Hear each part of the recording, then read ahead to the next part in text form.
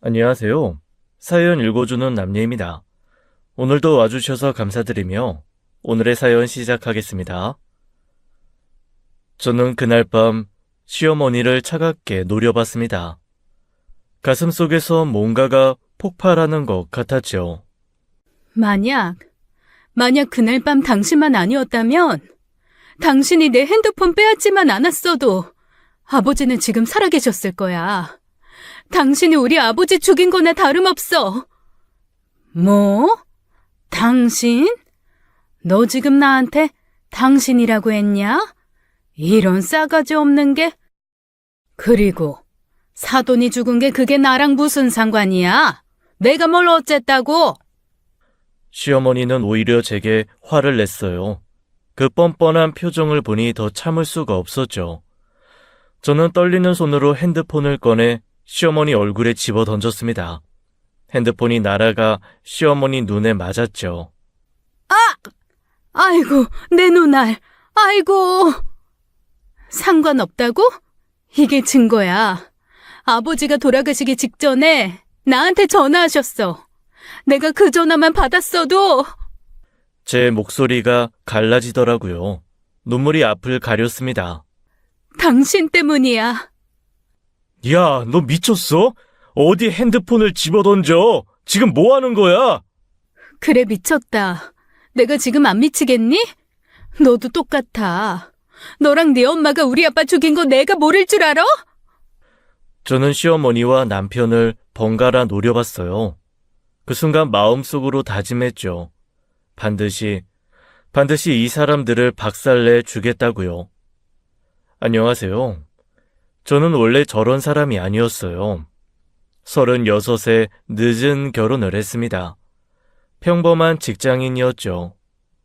결혼한 지 6년째 그동안 시어머니의 온갖 갑질을 참아왔어요. 모욕적인 말들도 그저 참고 삼켰습니다. 며느리니까 당연히 참아야 한다고 생각했죠. 가족의 평화를 위해서요. 친정 부모님께 걱정 끼치고 싶지 않아서 아무 말도 못했어요. 그렇게 버텼습니다. 하지만 아버지가 돌아가신 이후로는 저는 완전히 달라졌어요. 더는 참을 수 없었죠. 시어머니는 처음부터 저를 싫어했습니다. 이유는 아직도 모르겠어요. 아마 이유 없이 그냥 싫었나 봅니다. 한 번은 친정 어머니께서 양쪽 무릎 인공관절 수술을 받으셔야 했어요. 보험이 안 되는 수술이라 2천만 원이 필요했습니다.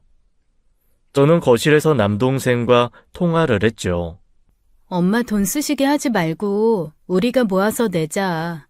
3남매니까 한 700만 원씩만 내면 돼. 그래 누나, 엄마 연금도 얼마 안 되시는데 우리가 내야지. 막내한테도 얘기해 볼게. 전화를 끊고 돌아섰는데 시어머니가 소파에 앉아 계셨어요. 갑자기 저희 집에서 저녁을 드시겠다고 오셨던 참이었죠. 시어머니는 차가운 눈빛으로 저를 쳐다보시더라고요. 너 지금 그게 무슨 소리니? 아니, 넌 시집을 와서 왜 친정 병원비를 왜 내려고 해? 내 아들 돈 가지고. 이게 어느 나라 법이야? 법은 아니고 봉양 또는 효라고 하죠. 그리고 어머니, 준혁 씨 돈 아니고 제가 번 돈도 있어요. 봉양은 옌장? 그게 다 누구 덕분에 번 돈인데? 내 아들이랑 살면서 번 돈 아니야? 그럼 그게 내 아들 돈이지. 너는 그냥 돈 관리하는 가정부야.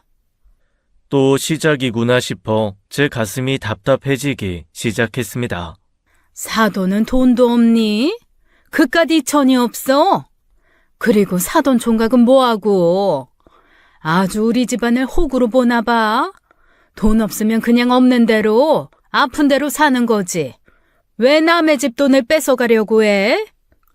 어머니, 다시 말씀드리지만 남편 돈 아니고 제 월급에서 제가 쓰는 건데요. 제가 10년 넘게 일해서 번 돈이에요. 네 거 내 거가 어딨어? 월급? 그 월급 받으면서 누구 집에서 밥 먹고 사는데 우리 집 며느리 됐으면 우리 집 사람이다. 친정은 이제 남이라고. 네가 시집와서 우리한테 보탠 게 뭐가 있다고 이렇게 친정만 챙기니? 그리고 말이야, 내 말하는 김에 다 말하자. 네 친정엄마가 무릎이 아픈 게 우리 집이랑 무슨 상관이야? 돈 없으면 그냥 참고 사는 거다. 나도 아무리 아파도 그런 비싼 수술 안 했어. 근데 왜 네 친정만 특별 대우해줘야 되는 거야? 어머니, 엄마가 걷지를 못하세요. 휠체어 타실 지경이. 그래서 아직 안 타셨잖아. 아주 우리 집에 빨대 꽂고 살려고 작정했구나. 네 친정엄마가 일부러 아픈 척하는 거 아니니? 어머니, 아픈 척이라뇨. 어머니한테는 사돈이시잖아요. 말씀 조심히 해주세요. 그리고 어머니야말로 작년에 허리 아프다고 하셨잖아요. 그때는 아들 돈 당연하게 받으셨으면서 저희 어머니는 안 된다는 법이 이 세상에 어딨어요? 제 손이 떨리기 시작했습니다. 이런 독한 말을 어떻게 하실 수 있는지 참 못 배우신 분이다 싶었어요. 더 이상 말을 해봐야 저만 손해이니 저는 더 이상 대꾸하지 않았어요. 그저 속으로만 삭혔습니다. 시어머니가 가시고 남편에게 조심스럽게 말을 꺼냈어요. 여보, 엄마 수술비 좀 보태드리려고 하는데. 많이 아프셔? 아이, 지금 여윳돈이 없는데. 내가 모아둔 돈 있어. 그걸로 하면 돼. 우리 아이 가질 준비해야 하는데 돈을 그렇게 쓰면, 그리고 장모님도 돈 있으시잖아. 남편은 시어머니 눈치만 보더라고요. 결국 저는 혼자 결정했습니다. 제 비상금 통장에서 700만 원을 빼서 친정에 보냈어요. 제가 친정 병원비를 해결한 지 3개월이 지났어요. 그런데 이번엔 시어머니가 허리 수술을 받게 되셨습니다. 운명의 장난 같았죠. 시어머니가 남편을 불렀어요. 아들, 엄마 허리 디스크 수술해야 돼. 수술비 500만 원 필요한데 네가 좀 줘야겠다. 네, 어머니. 당연히 드려야죠. 제가 좋은 병원. 어머님, 죄송해요. 남편이 아이 준비를 해야 돼서 여윳돈이 없대요. 그리고 어머님께서도 그러셨잖아요. 병원비는 각자 알아서 해결하는 거라고. 설마 어머님 500도 없으세요? 시어머니의 얼굴이 빨갛게 달아올랐어요. 여보, 그런 말이 어딨어. 야, 내가 언제 그런 말을 했어? 자식이 지 엄마 수술비 내는 게 당연한 거 아니냐? 3개월 전에 저희 친정엄마 수술비 얘기할 때 돈 없으면 참고 사는 거라고 하셨잖아요. 우리 집안에선 아무도 그런 비싼 수술 안 했다고도 하셨고요. 어머님께서 분명 저한테 말씀하셨는데요. 여보, 어떻게 우리 엄마 수술비를... 어머님이 3개월 전에 이렇게 말씀하셨어. 여보, 친정은 남이니까 도와주면 안 되고 시댁은 가족이니까 도와줘야 한다? 그런 거야?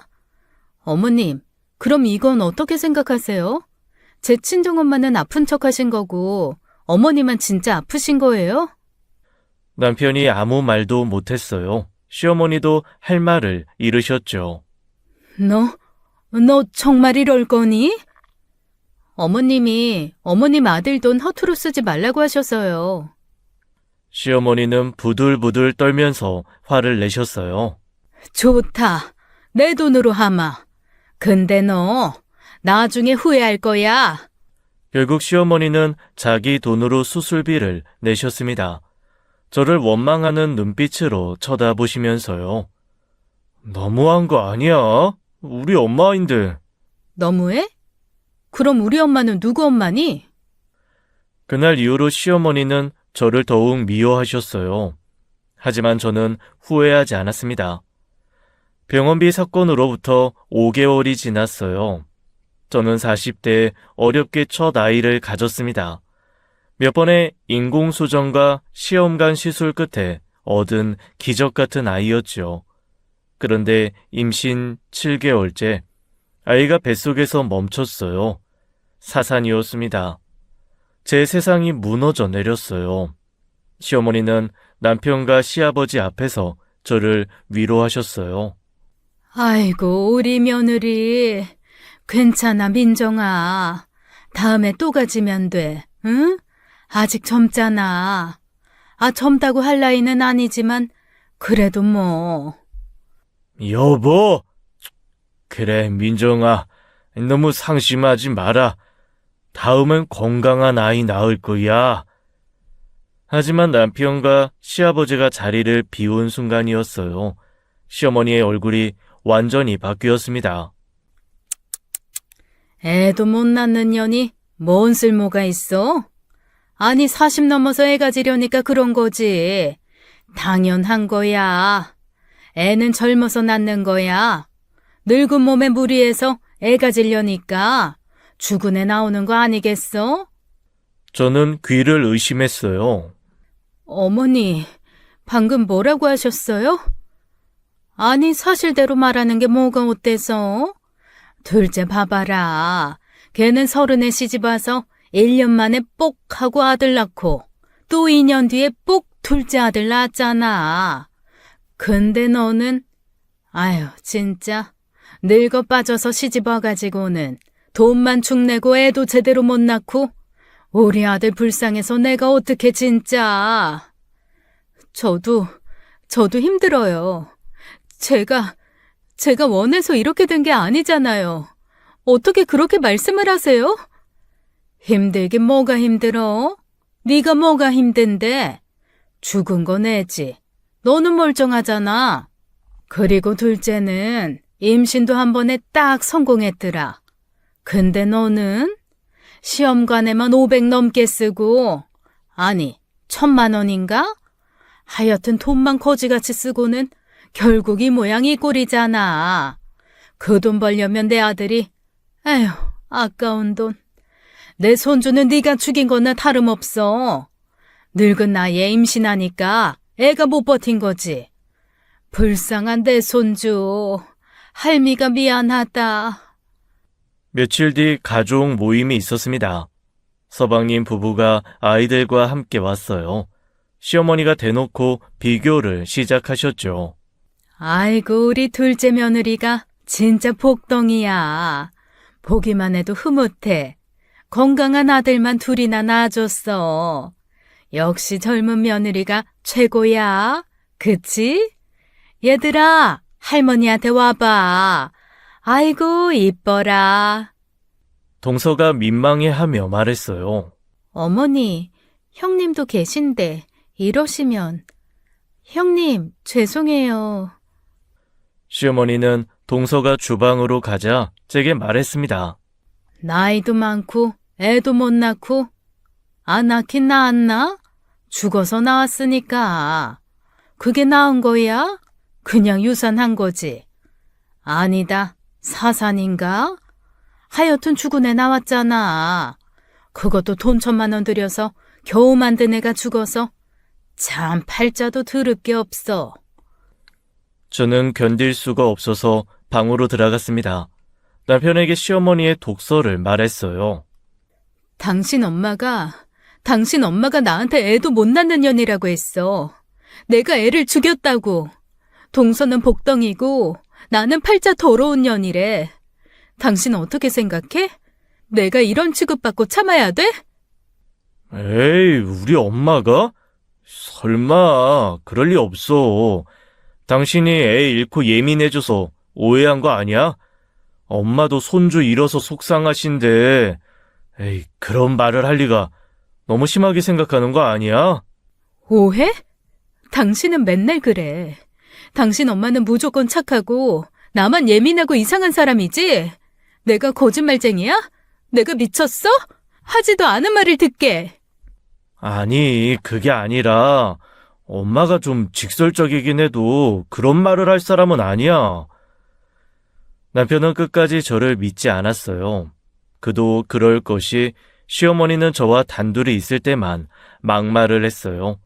남편과 시아버지가 계시면 180도 달라져 저를 위로하는 척 하셨죠. 그때 결심했죠. 시어머니의 진짜 얼굴을 공개해 보겠다고요. 그리고 이틀 뒤 설날 가족 모임이었어요. 남편 큰아버지 내외분과 시아버지 친척들이 모두 모였습니다. 점심 식사 후 거실에서 차를 마시던 중이었어요. 시어머니가 또 동서 자랑을 시작하셨습니다. 우리 둘째는 참 애가 팔아. 아들을 둘이나 낳고. 그때였습니다. 저는 실수인 척 핸드폰을 테이블에 떨어뜨렸어요. 볼륨을 최대한 해두고 제가 이전에 녹음한 음성 파일을 재생시켜두고요. 이 애도 못 낳는 년이 뭔 쓸모가 있어? 시험관에 1,000만 원 쓰고 결국 죽은 애 낳았잖아. 40 넘어서 임신하니까 애가 못 버틴 거지. 유산한 게 아니다. 사산인가? 하여튼 죽은 애 나왔잖아. 돈 1,000만 원 들여서 겨우 만든 애가 죽어서 참 넌 팔자도 더럽게 없다. 둘째 며느리는 한 번에 성공했는데 얘는 돈만 축냈어. 거실이 순식간에 조용해졌어요. 젓가락을 떨어뜨리는 소리까지 들릴 정도였습니다. 이게 무슨... 재수 씨 목소리 같은데? 아이, 그게 아니라 녹음은 계속 재생되고 있었어요. 안 싸돈 병원비는 왜 내 아들 돈으로 내? 거지 같은 집안. 내 아들 등골 빼먹으려고 아픈 척하는 거 아니냐? 시아버지가 벌떡 일어나셨어요. 이거 당신이야? 애 잃고 마음 다친 애한테 이런 소리를 했다고? 엄마, 이거 뭐야? 엄마 그동안 민정이 위로해준 거 아니었어? 나한테 한 말이랑 다르잖아. 얘가 나를 무시해서 하도 우습게 보길래 그래서 내가 한마디 한 건데 무시를 했든 안 했든 사사나 며느리한테 네가 죽였다는 소리를 해? 동서 정말 너무한 거 아니야? 어떻게 사람이 그래? 이건 좀 심하네. 아무리 그래도 그렇지. 당신 정말 실망이구만. 당신 내가 아는 사람이 맞아? 원래 이런 사람이야? 아니, 내가 좀 심하게 말하긴 했지만 첫째가 하도 나한테 대들고. 시끄러워. 변명하지 마. 애 잃고 우는 사람한테 그게 할 소리야? 어떻게 저딴 말을 내뱉어? 당신 정말... 내가 창피해서 이거 원. 결국 친척 어르신들이 한마디씩 하고 집으로 돌아가셨습니다. 저는 그대로 시댁을 나왔어요. 사실 저도 이 정도 한 것은 이혼까지 생각하고 했던 거예요. 제가 저렇게 6년을 시어머니에게 당하며 살았거든요. 처음에는 제가 잘하면 시어머니도 바뀔 거라 생각했습니다. 그래서 참고 내내 했지요. 하지만 아니더군요. 제가 굽히면 시어머니는 더 심하게 저를 밟았어요. 지렁이도 밟으면 꿈틀하는 법이잖아요. 저는 기어이 꿈틀한 거지요. 집으로 돌아온 남편은 제게 사과를 했습니다. 아마 여기에서 자기 엄마 망신을 줬다고 화를 냈으면 저는 준비한 이혼 서류를 내밀었을 겁니다. 미안해. 진짜 미안해. 나는 엄마가 설마 그런 말을 진짜 했을 거라고 생각 못했어. 당신이 계속 얘기했는데 안 믿어줘서 미안해. 이제 와서 미안하다고 하면 뭐해. 난 매일 혼자 울었어. 6년이나. 그때마다 당신은 항상 당신 엄마 편이었잖아. 알아. 내가 바보였어. 엄마가 이렇게 두 얼굴인 줄 정말 몰랐어. 앞으로는 네 편 들게. 약속해. 약속? 당신 약속 안 믿어. 앞으로 행동으로 보여줘. 아니면 앞으로 나 당신이랑 못 살아. 알겠어.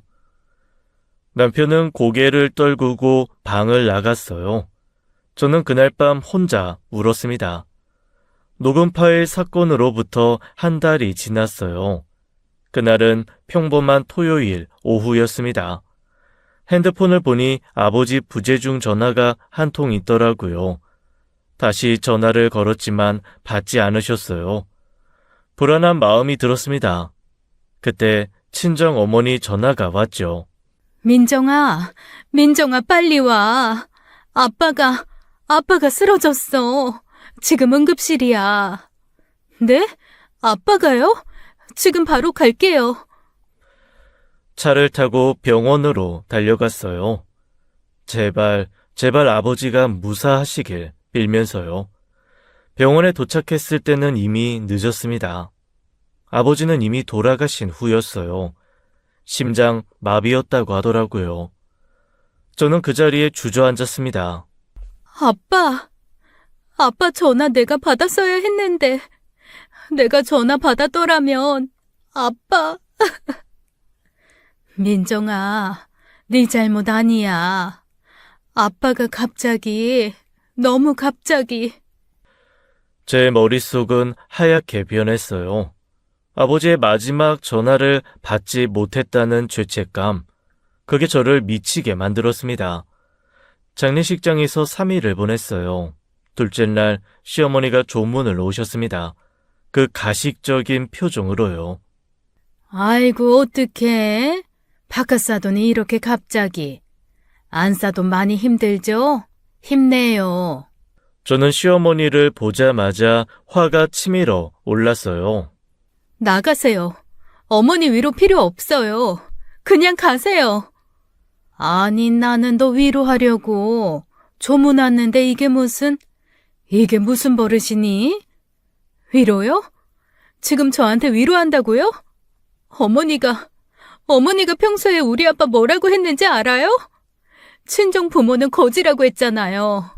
그런 어머니가 지금 와서 무슨 위로를 해요? 속으로는 좋아 죽겠죠? 이제 친정 챙길 일 없겠네 이러면서. 여보, 왜 이래? 엄마는 그냥 조문 온 건데. 당신은 가만히 있어. 어머니, 제발 그냥 가세요. 저 지금 어머니 얼굴 보기도 싫어요. 이 애가 정말 네 아버지 돌아가셨다고 정신 나갔니? 친정 어머니가 울면서 말리셨어요. 민정아, 그만해. 아빠가 보고 계셔. 저는 더 이상 참을 수가 없었어요. 눈물만 계속 흘렸습니다. 아버지가 돌아가신 그날 있었던 일입니다. 그날의 기억을 아직도 잊을 수가 없습니다. 평생 저를 괴롭힐 기억이죠. 그날 저는 시댁에서 점심을 먹고 있었어요. 저녁엔 친정 아버지를 만나기로 약속했었습니다. 시어머니에게도 사전에 미리 말씀드렸죠. 어머니, 저 오늘 저녁에 친정 가기로 했잖아요. 아빠랑 저녁 먹기로 약속했거든요. 저희 먼저 가볼게요. 뭐? 또 친정이냐? 내일 시할아버지 제사인데 준비는 언제 할 거야? 내일 새벽에 와서 할게요. 음식도 집에서 준비해 올게요. 아니야, 지금 당장 해야 돼. 전 부치고 나물 무치고 탕국 끓이고 할 게 얼마나 많은데. 저는 한숨을 쉬었어요. 어머님, 이미 말씀드려서 아빠랑 약속도 잡았는데. 그때 시어머니가 갑자기 제 핸드폰을 낚아챘습니다. 핸드폰 놔둬. 너 또 녹음하려고 그러지? 지난번처럼 몰래 녹음해서 나 망신 주려고? 일할 때는 핸드폰 필요 없으니까 내가 가지고 있음마. 어머니, 녹음 안 해요. 못 간다고 아빠한테 연락해야 된다니까요. 돌려주세요. 거짓말하지 마. 너 나보면 맨날 몰래 녹음하고 다니잖아. 오늘은 절대 안 돼. 일 끝나면 줄게. 말 대답할 시간에 일이나 해.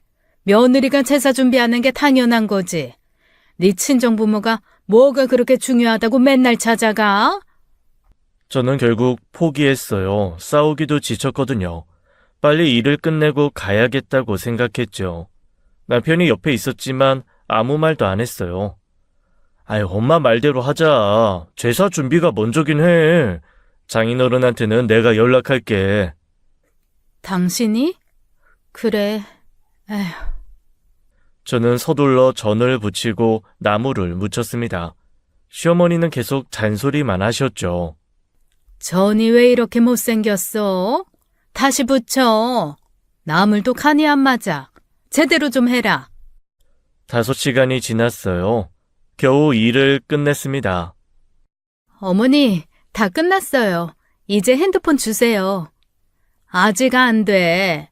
음식들 내가 확인도 하고, 그리고 청소도 해야 하고. 어머니, 주세요. 아빠 기다리고 계세요. 아, 그래, 알았어. 근데 핸드폰이 어디 갔지? 아까 여기 뒀는데. 시어머니는 일부러 시간을 끌었어요.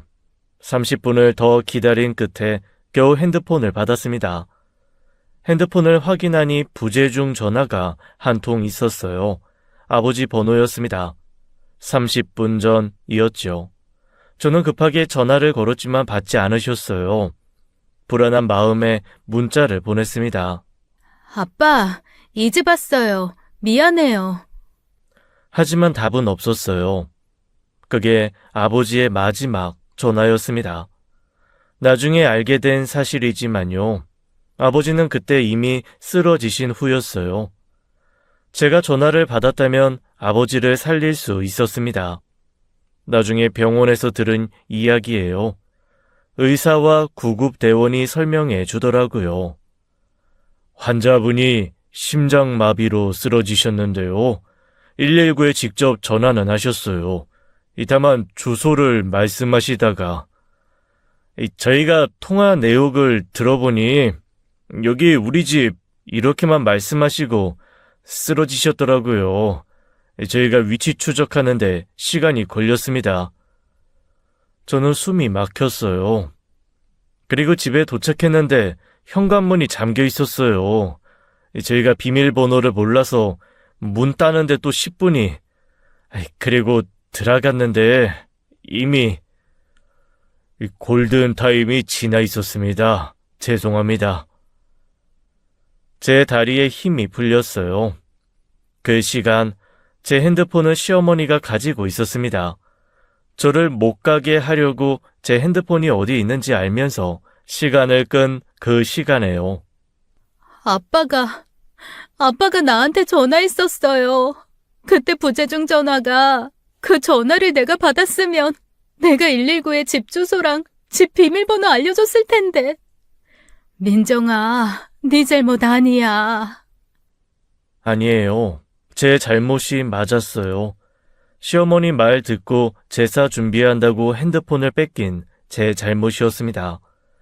하지만 시어머니는 그 일을 절대 사과하지 않았어요. 오히려 제 탓을 했죠. 이제 그만 좀 해라. 아, 내가 어떻게 그런 일이 생길 줄 알았겠어. 어머니가 제 핸드폰 안 뺏었으면 아빠 살았어요. 야, 내가 일부러 그랬어? 다 사돈 팔자야. 계속 내 탓 해봐라. 그런다고 네 아빠가 살아 돌아와? 애초에 네 아빠가 건강관리를 안 한 거지. 심장이 그렇게 약한 줄 알았으면 미리 병원에 다녔어야지. 아니다. 관리 안 해준 네 탓이네. 네가 불효녀야. 어머님, 인간 맞아요? 지금 어떻게 그런 말을 하세요? 여보, 그만해. 엄마한테 너무하는 거 아니야? 엄마 잘못 아니야. 그건 엄마도 모르고 한 일이잖아. 일부러 그런 것도 아니고. 그저 엄마 말대로 운명이었던 거지. 장인어른 팔자야. 운명이라고요? 팔자라고요? 시어머니가 제 핸드폰을 뺏지만 않았어도 아버지는 지금 살아 계셨을 거예요.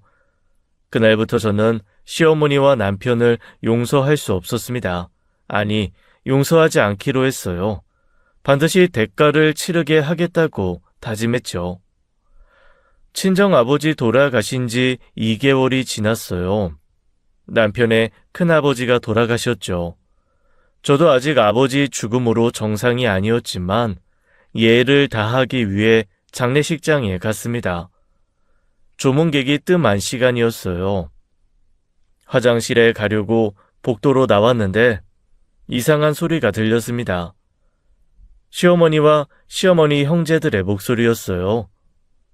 누나, 진짜 억울해 죽겠어. 엄마 땅 12억에 팔고 나서 바로 리조트 발표났잖아. 한 달만 더 기다렸으면 40억은 받았을 텐데 지금 그 땅 시세가 얼마인 줄 알아? 그때 너희들도 다 동의했잖아. 돈 급하다고 빨리 팔자고 난리였으면서 이제 와서 왜 나한테 지랄이야? 아니, 언니가 성년 후견인이잖아. 좀 더 신중하게 결정했어야지. 12억을 6명이 나누니까 세금 떼고 1인당 1억 5천도 안 됐어. 40억이었으면 1인당 6억씩은 받았을 텐데. 저는 숨을 죽이고 들었어요. 내가 리조트 들어올 줄 어떻게 알아? 그때 너희들 사업 자금이다, 애들 학비다 해서 돈 필요하다고 했잖아. 그래도 12억은 너무 헐값이야. 조금만 더 기다렸으면. 기다려? 엄마 병원비는 어떻게 하고? 니들이 그때 병원비 낼 돈 없다고 했잖아. 지금 나보고 성년 후견인이라고 다 내라는 거야? 아, 진짜 타이밍 그지 같네. 몇 달 차이로 28억을 날렸네. 운도 지질이 없어. 누나, 그나저나 엄마 요양병원비는 제대로 내고 있지? 당연하지. 매달 꼬박꼬박 내고 있어. 언니, 혹시 리조트 정보 미리 들은 거 없어? 정말 몰랐어? 미쳤니? 내가 어떻게 그런 정보를 알아? 알았으면 팔았겠어? 기다렸지? 그때 누군가 오는 소리에 다들 조용해졌어요. 저는 화장실로 들어갔습니다. 시할머니 땅을 12억에 팔았는데 리조트 개발 발표가 나고 실제로는 40억이었다고요. 시할머니 재산은 성년 후견인인 시어머니가 관리했다는데 뭔가 수상한 느낌이 들었어요. 제가 이상한 기분이 든 이유가 있습니다. 몇 달 전 요양병원에서 있었던 일이에요. 시어머니는 시할머니 간병비로 매달 형제들에게 돈을 받으면서도 요양병원엔 발길도 안 하셨어요. 제가 안타까워서 자주 찾아갔습니다. 치매 걸리신 시할머니가 불쌍하셨거든요. 그날도 시할머니를 뵈러 갔었어요. 간식을 드리고 말벗을 해드리고 있었는데요. 시할머니가 갑자기 제 손을 꼭 잡으셨습니다. 그때 시할머니 눈빛이 또렷해지더라고요. 잠시 정신이 돌아오신 것 같았어요. 우리 손주 며느리, 너는 착한 아이구나. 그네 며느리지? 우리 그네 며느리. 맨날 나 보러 와주는 착한 아이. 네, 할머니. 저예요. 민정이요. 할머니 요즘 괜찮으세요? 민정아, 내 말 좀 들어봐. 아무도 내 말 안 믿어. 다들 치매라고. 하지만 나 지금 정신 똑똑해. 큰애가, 영숙이가. 시할머니의 손이 떨리고 있었어요. 큰애가 내 재산 빼돌리고 있어. 내 돈, 내 땅 다 가져갔다. 통장에 있던 돈도 다 빼갔어. 나한테는 한 푼도 안 줘. 용돈 달라고 하면 엄마는 치매라 돈 필요 없다고. 저는 깜짝 놀랐어요. 할머니, 무슨 말씀이세요? 어머니가 할머니 돈을 빼돌린다고요? 그럴 리가. 어머니가 성년 후견인으로 잘 관리하고 계신다고. 성년 후견인? 그게 뭔지도 모르게 도장 찍게 했어. 엄마 치료비 필요하다고 거짓말하면서. 그래놓고는 통장도 다 가져갔어. 도장도 뺏어갔고 집 권리증도 내가 치매라고 다 빼앗아 갔어. 자식이 도둑이야, 도둑. 시할머니의 눈에 눈물이 고였어요. 땅도 팔아버렸어. 우리 영감이 평생 일궈놓은 땅을. 내가 죽어도 팔지 말라고 싫다고 했는데 엄마 병원비 필요하다고 거짓말하면서 큰애가 다 해먹었어. 할머니, 정말이에요? 어머니가 정말 그러셨어요? 증거나 뭐. 하지만 그때 시할머니의 눈빛이 다시 흐려졌어요. 정신이 다시 나가신 거예요. 근데 니녀는 누구야? 너 누구야? 밥 줘, 배고파. 간호사가 들어와서 약을 드렸어요.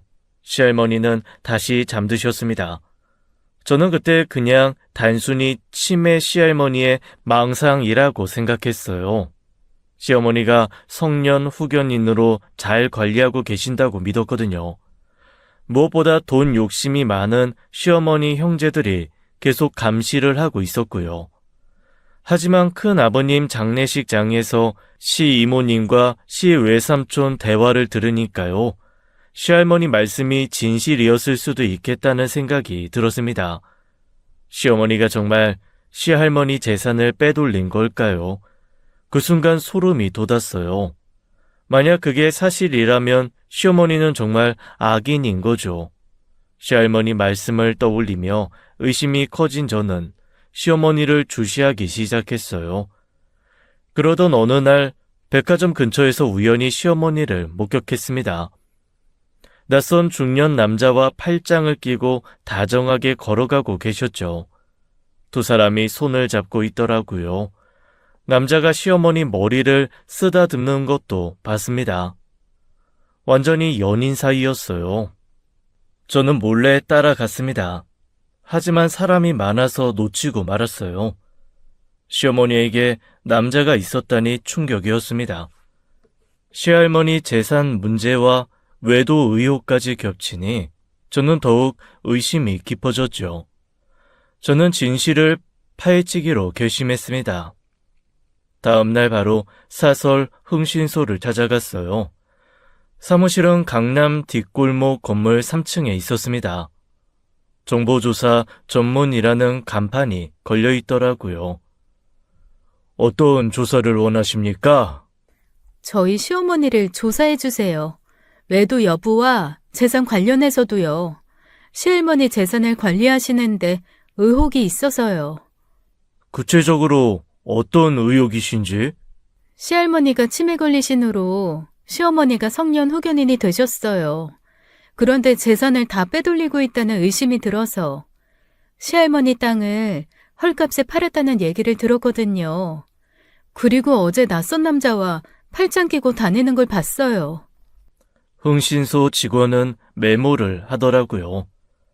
알겠습니다. 외도 조사는 보통 2주 정도 걸립니다. 사진, 동영상, 만남의 장소와 시간 다 기록해드리고요. 재산 관련은 좀 더 복잡할 수 있어요.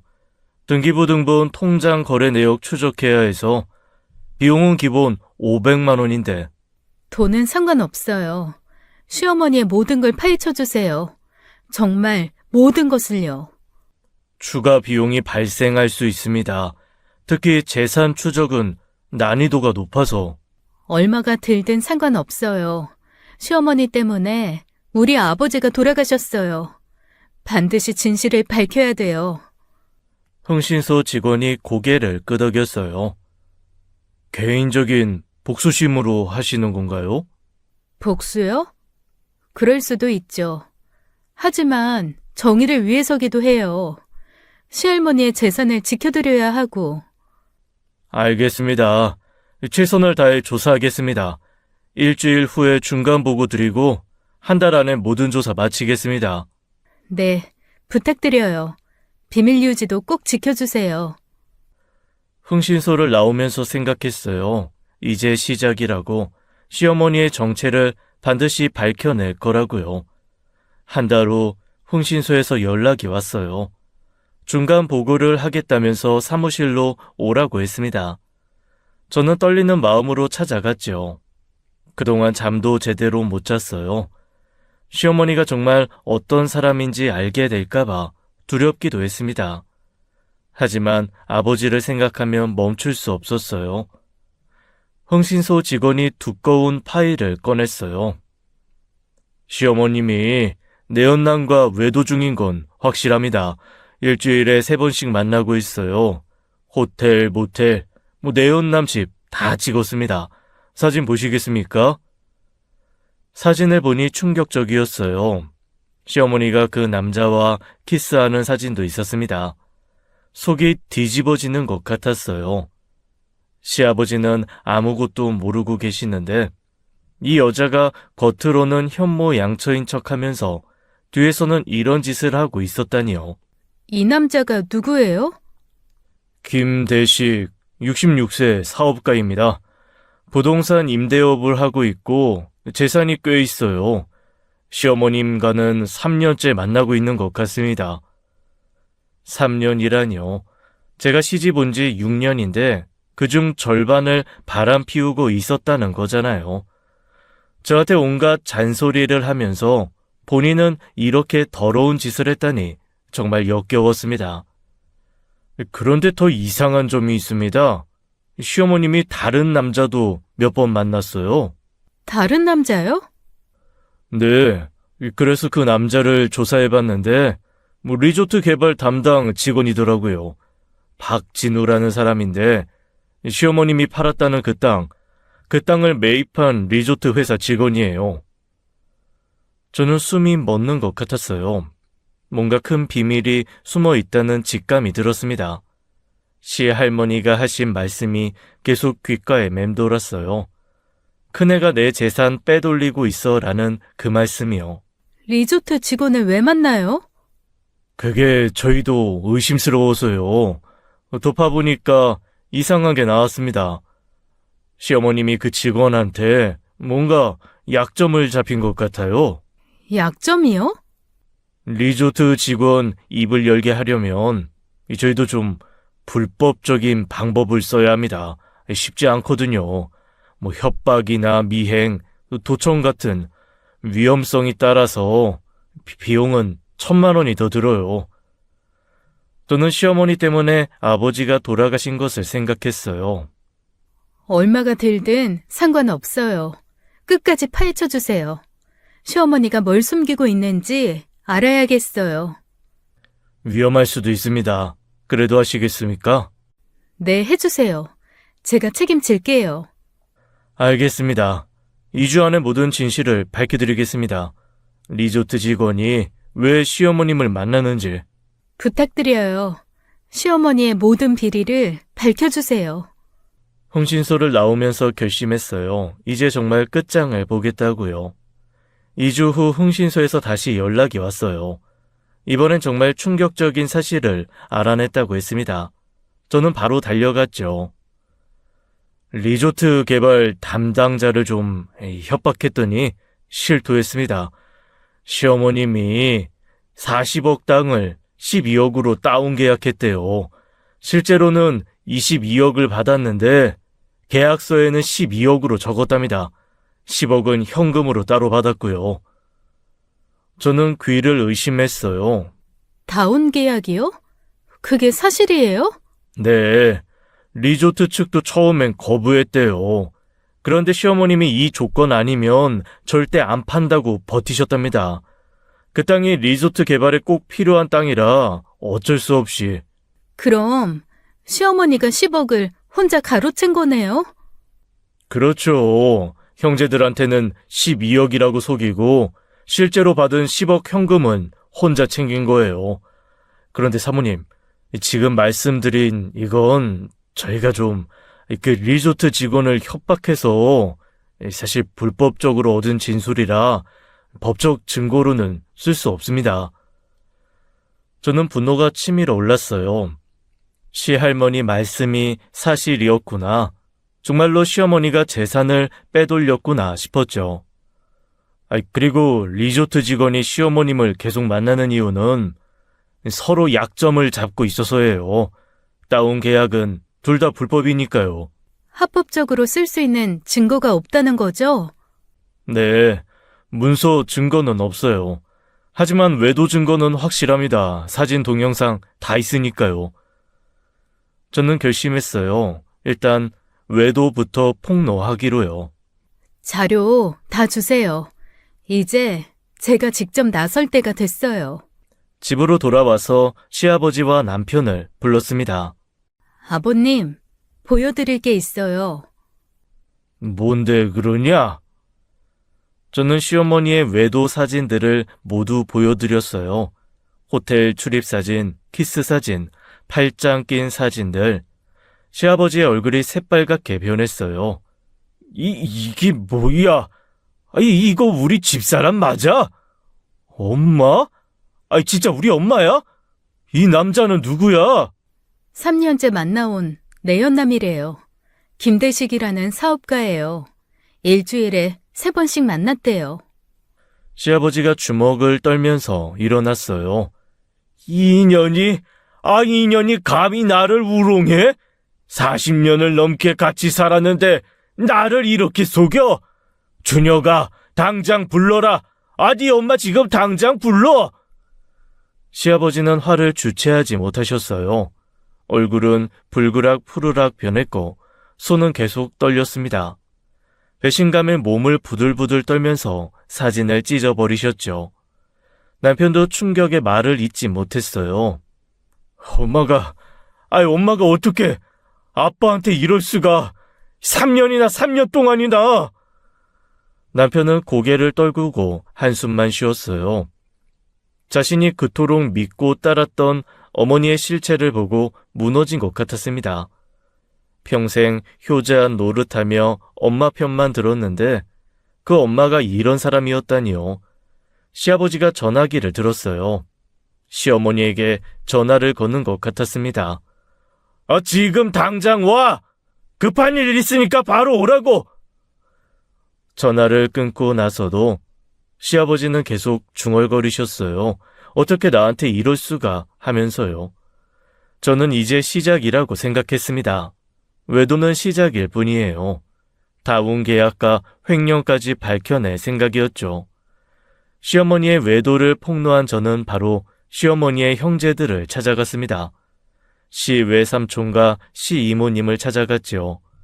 흥신소 조사 결과를 공유하기 위해서요. 카페에서 3사람이 모였어요. 시 외숙부님, 시 이모님, 어머니가 시할머니 땅을 다운 계약했대요. 40억 받아야 하는 걸 22억에 파는 대신 10억은 현금으로 따로 받았답니다. 뭐? 다운 계약을? 그럼 우리한테는 12억이라고 속이고. 10억을 혼자 먹었다는 거야? 언니가 정말로? 흥신소에서 리조트 개발사 직원을 협박해서 들은 얘기예요. 강압적인 상황에서 실토한 거라 법적 증거는 안 되지만. 시 외삼촌이 주먹을 쥐었어요. 그 10억이면 1인당 1억 7천만 원씩 더 받았을 텐데 누나가 우리를 속였어. 언니가 땅 판 다음 날 갑자기 돈이 많아진 게 이상했어. 비싼 물건들 막 사고 이제 이해가 되네. 증거가 없어서 고소는 어려워요. 하지만 다른 방법이 있어요. 다른 방법? 리조트 개발사에 직접 찾아가는 거예요. 다운 계약 사실을 국세청에 신고하겠다고 압박하면 회사 이미지 때문에라도 자체 감사를 할 거예요. 그거 좋은 방법이네. 그런 곳은 탈세 연루되면 큰일 나니까. 그래. 회사가 뒷돈거래 들통나면 타격이 크지. 분명히 협조할 거야. 저는 계획을 설명했어요. 우선 리조트 본사에 내용 증명 보내요. 다운 계약 의혹이 있으니 조사하라고요. 응하지 않으면 국세청과 언론에 제보하겠다고요. 언니가 정말 10억을 빼돌렸다니, 엄마 돈을 혼자 먹다니 용서 못해. 누나가 성년 후견인이라고 믿었는데 오히려 그 지위를 악용했구나. 엄마가 치매 걸렸다고 그걸 이용해서. 배신감이 드네. 정말 속이 뒤집어져. 그리고 어머니가 외도 중이신 것도 아셔야 할 것 같아서. 저는 사진 몇 장을 보여드렸어요. 두 분의 얼굴이 순식간에 굳어졌습니다. 헐, 이게 뭐야? 언니가 바람을? 형부가 불쌍해서 어떡해. 40년을 넘게 같이 살았는데 어떻게 이럴 수가? 3년이나 속였다고? 누나가 이렇게 썩은 사람인 줄 몰랐네. 겉으로는 점잖은 척, 교양 있는 척 하더니 완전 이중인격자네. 이 사이코네 진짜. 시 외삼촌은 역겨운 표정을 지었어요. 이제 어머니의 실체가 드러났어요. 우리가 힘을 합쳐서 진실을 밝혀야 돼요. 시할머니를 위해서라도. 그래, 반드시 밝혀내자. 엄마 재산 빼돌린 건 절대 용납 못해. 누나 그년, 아니, 그 사람 끝장내야 돼. 언니가 한 짓은 반드시 밝혀낼 거야. 우리도 엄마 자식인데 그 재산 권리 있어.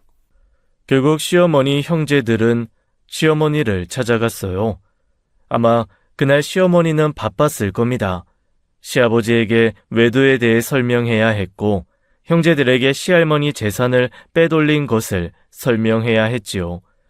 시어머니 형제들이 시어머니를 찾아가 따진 다음 날이었어요. 남편이 저를 찾아와서 화를 내기 시작했습니다. 야, 너 왜 굳이 일을 이렇게 크게 만들어? 이모랑 삼촌까지 끌어들여서 난리를 쳐? 이게 뭐 하는 짓이야? 뭐? 당신 엄마가 할머니 돈 빼돌렸는데도 가만히 있으라고? 10억을 혼자 먹었는데? 심지어 할머니 땅 40억에 팔 수 있었어. 그런데 자기가 더 먹겠다고 그 짓을 한 거라고. 그래도 우리 집 일이잖아. 왜 엄마 형제들까지 끌어들여서 일을 복잡하게 만들어? 저는 남편의 반응이 이상했어요. 뭔가 숨기는 게 있는 것 같았습니다. 당신 설마 다 알고 있었어? 어머님이 다운 계약한 거 알고 있었지? 남편이 제 시선을 피했어요. 말을 더듬기 시작했습니다. 아이, 그게 나도 나중에 알았어. 근데 어차피 이미 끝난 일이잖아. 나중에 알았다고? 언제? 그리고 알고도 가만히 있었어? 설마 당신도 그 돈 받았구나. 받긴 뭘 받아. 그냥 엄마가 좀 도와줬을 뿐이야. 사업자금 좀 빌려줬고. 저는 모든 게 명확해졌어요. 남편도 공범이었어요. 시어머니와요. 사업자금? 얼마나 받았어? 2억? 3억? 시할머니 돈으로 당신 사업한 거야? 그래, 받았다. 그래서 뭐? 어차피 나중에 내가 받을 유산이잖아. 미리 받은 거지. 저는 기가 막혔어요. 이 남자의 진짜 모습을 이제야 본 거예요. 유산? 그게 당신 돈이야? 시할머니 돈이지. 당신도 도둑이야. 당신 엄마랑 똑같은 도둑. 야, 말 조심해. 내가 도둑? 내 할머니 재산인데 왜 내가 도둑이야? 당신 할머니가 치매 걸렸다고 재산 빼돌리는 게 정당해? 당신 정말 인간이야? 당신이랑 당신 엄마 진짜 분리수거도 안 되는 쓰레기다. 제 말에 남편이 손을 들었어요. 인연이 정말... 때려봐. 그럼 바로 경찰 부를 거야? 이혼할 거니까 증거 만들어줘. 내가 더 고맙네. 뭐? 이혼? 그래, 이혼이야. 당신 같은 쓰레기랑 못 살아. 당신 엄마 아들답게 당신도 똑같네. 도둑의 거짓말쟁이의 쓰레기. 저는 그 자리에서 이혼을 선언했어요. 내일 바로 변호사 만날 거야. 위자료도 받아낼 거고 당신들 비리도 다 폭로할 거야. 너 진심이야? 당연하지. 당신 같은 인간이랑 하루도 못 살아. 우리 아빠 원수들이랑 어떻게 살아? 그날로 저는 짐을 싸서 나왔습니다. 이제 정말 끝이었어요. 이혼을 선언한 후 모든 일이 빠르게 진행됐어요. 시어머니 형제들이 횡령죄로 시어머니를 고소했습니다. 검찰 조사 결과 다운 계약과 횡령이 모두 사실로 드러났죠. 시어머니는 결국 구속됐어요. 성년 후견인 지위를 악용해 시어머니 재산을 빼돌린 죄였습니다. 10억이라는 거액을 혼자 챙긴 것이 만천하에 드러났죠. 시아버지는 충격을 받으셨어요. 48년을 함께 산 아내가 바람 피우고 돈까지 빼돌렸다니. 결국 시아버지도 이혼을 결정하셨습니다. 시어머니는 하루아침에 모든 걸 잃어버렸어요. 남편도 자식도 형제도 재산도. 감옥에 갇혀 외로운 시간을 보내게 됐습니다. 남편도 공범으로 조사를 받았어요. 시할머니 돈 2억을 받아 사업에 쓴 것이 밝혀졌거든요. 비록 구속은 면했지만 사회적으로 매장당했습니다. 저는 남편과 이혼 소송을 시작했어요. 남편의 잘못이 명백했기에 승소할 수 있었습니다. 위자료 5천만 원과 재산 분할까지 받았죠. 그 돈으로 작은 집을 구했어요. 친정 어머니를 모시고 살 수 있는 아담한 곳이었습니다. 병원에 계신 어머니를 집으로 모셔왔어요. 어머니는 남편을 잃은 충격으로 많이 쇠약해지셨어요. 하지만 제가 곁에 있으니 조금씩 기운을 차리셨습니다. 매일 정성껏 어머니를 돌봤죠. 아침마다 아버지 영정 앞에 인사를 드렸어요. 아버지께 죄송한 마음은 평생 안고 가야 할 것 같습니다. 하지만 이제는 어머니라도 잘 모시겠다고 다짐했죠. 시어머니 때문에 잃은 것이 너무 많았어요. 아버지를 잃었고 아이를 잃었고 6년의 시간을 잃었습니다. 평생 지울 수 없는 상처를 안고 살아가야 해요. 하지만 이제는 자유로워졌습니다. 악독한 시댁으로부터 완전히 벗어났습니다. 더 이상 시어머니의 독설을 듣지 않아도 되지요. 새로운 직장도 구했어요. 작은 회사지만 사람들이 따뜻했습니다. 천천히 새로운 인생을 시작하고 있어요. 가끔 악몽을 꾸기도 해요. 시어머니가 제 핸드폰을 뺏는 꿈, 아버지가 전화하시는 꿈. 그럴 때마다 울면서 깨어납니다. 그래도 이제는 괜찮아요. 어머니가 곁에 계시고 저도 살아가야 하니까요. 아버지가 하늘에서 지켜보고 계실 거라 믿습니다. 시어머니는 감옥에서 반성하고 있을까요? 아마 끝까지 자기 잘못을 인정하지 않을 거예요. 그런 사람이니까요. 저는 이제 과거를 놓아주려고 해요. 증오와 분노에 갇혀 살 수는 없으니까요. 비로소 평화를 찾아가고 있습니다. 새로운 시작이에요. 이번에 정말 행복해질 거라고 믿어요. 누군가 이런 말을 했더라고요. 악인의 번영은 잠시뿐이지만 진실은 영원히 남는다고요. 시어머니는 모든 걸 잃었지만 저는 진실을 지켰어요. 그것만으로도 충분합니다. 지금까지 사연 읽어주는 남녀였습니다. 끝까지 함께 해주신 여러분 감사드리며 저희는 다음 사연으로 돌아올게요. 감사합니다.